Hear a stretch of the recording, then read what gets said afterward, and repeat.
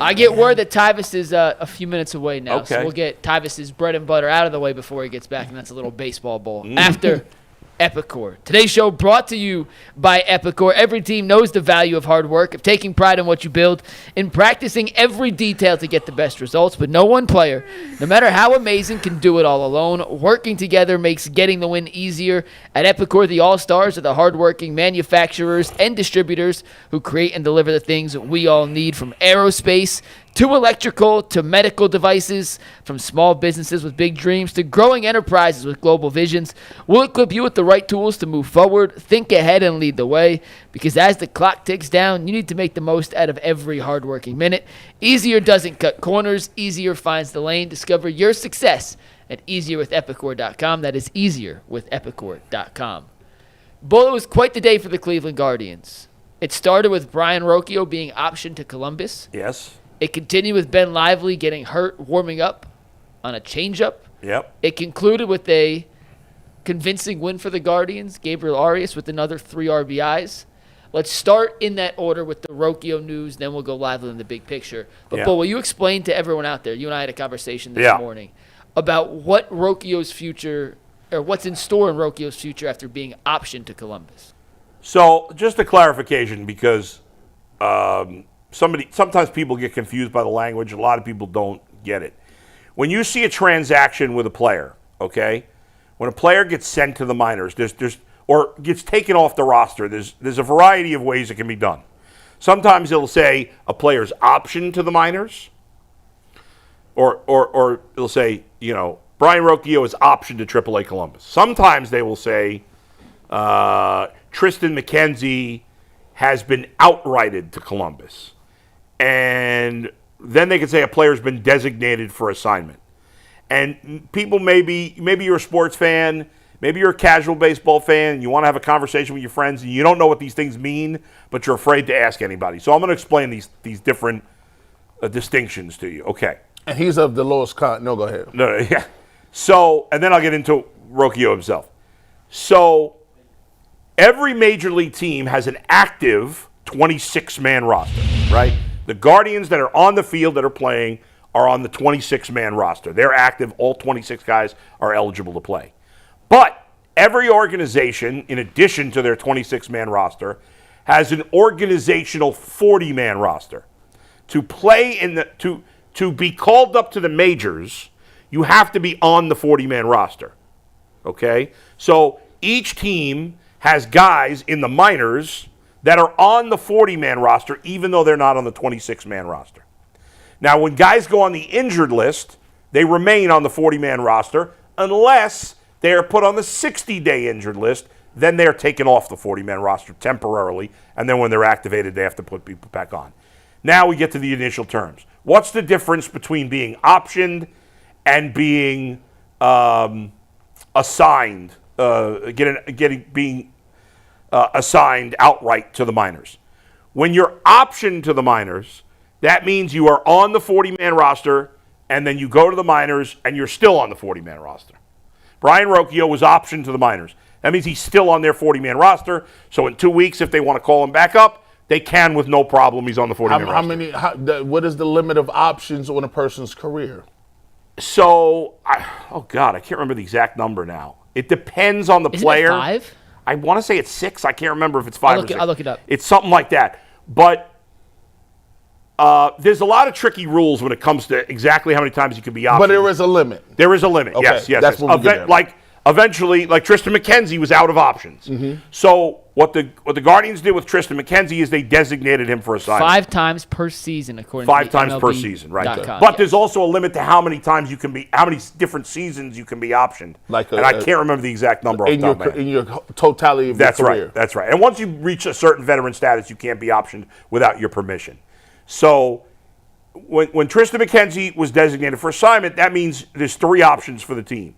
They have a week to either trade him, cut him, or if he clears waivers, they can then send him to the minors. But when he gets sent, if you look at the transaction when Tristan McKenzie got sent to the minors, after he was designated for assignment, nobody claimed him on waivers. They didn't trade him. You'll look at the transaction; it'll say he was assigned to Columbus. So that means he's off the 40-man roster. So if Tristan McKenzie is to come back to the Guardians, I can't remember. Most teams keep, during the season, a full 40-man roster. Sometimes they're at 39 briefly. I can't remember off the top of my head if the Guardians right now are at 40, but assuming they're at 40, if they want to bring Tristan McKenzie back up, somebody's got to come off the 40-man roster, which means they'll either transfer some. When you see during the season a guy get transferred to the 60-day IL, that's to open up a 40-man roster spot. So is Tristan McKenzie, is he technically a free agent?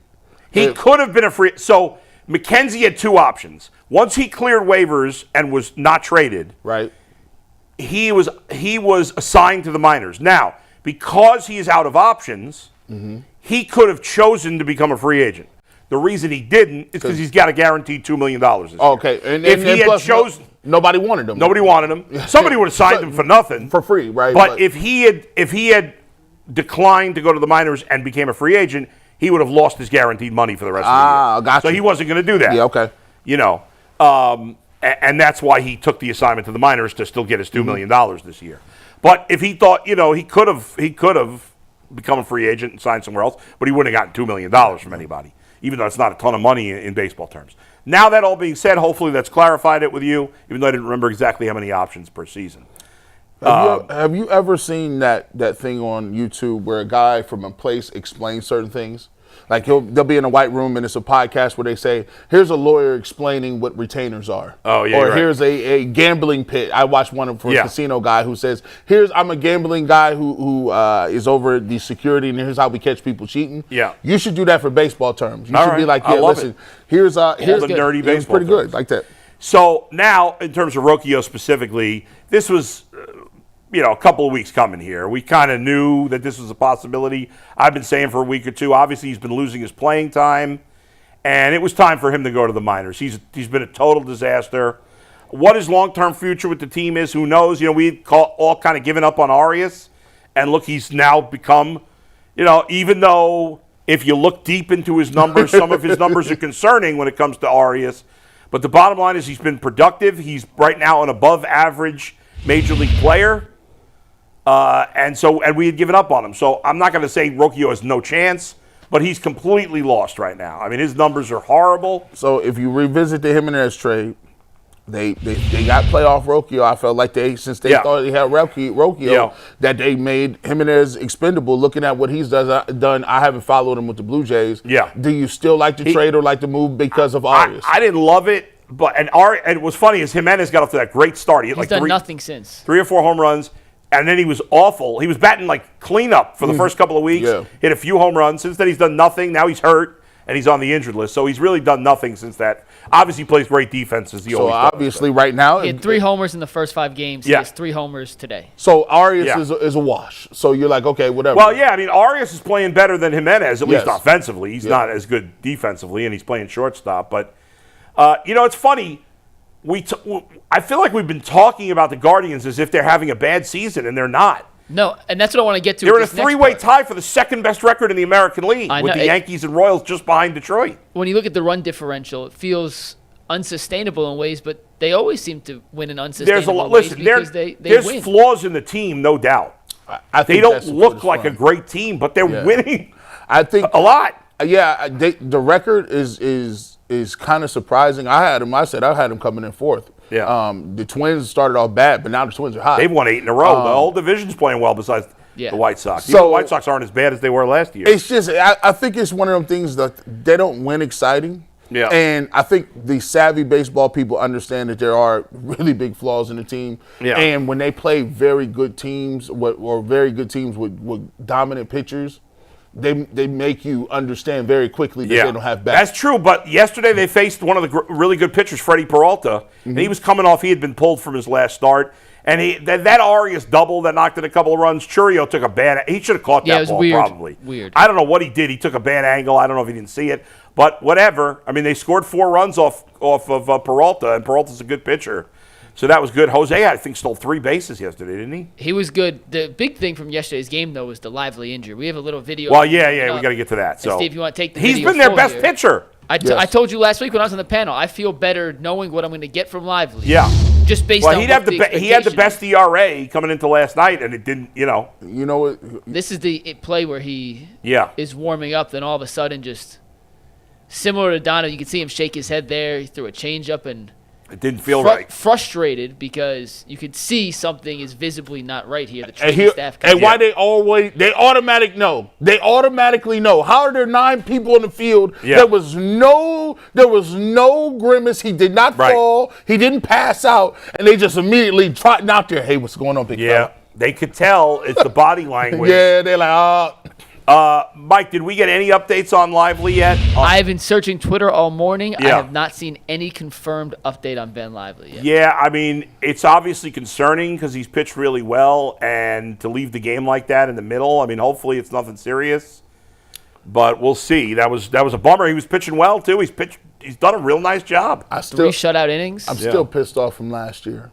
Why y'all do my man like They that? did. Hey, Lively. Hey, listen, you tell them unless you get written consent. Hey, when y'all make the playoffs again this year, they don't be playing no tricky stuff with this roster, bro. How is he not? He was the best pitcher last year. He was. Well, now Bybee was the best last year. But I'm saying he was right up there. He should have been. He was one of the 4 best. Certainly. Yes. It's interesting. The starting pitching has been better lately. Gavin Williams was good in his last start. Bybee was great in his last start. Ortiz pitched really well on Sunday against a really good Philadelphia lineup. And obviously the bullpen, for the most part, has been really good. Clase's back on track. And all their key guys in the pen have been pitching well.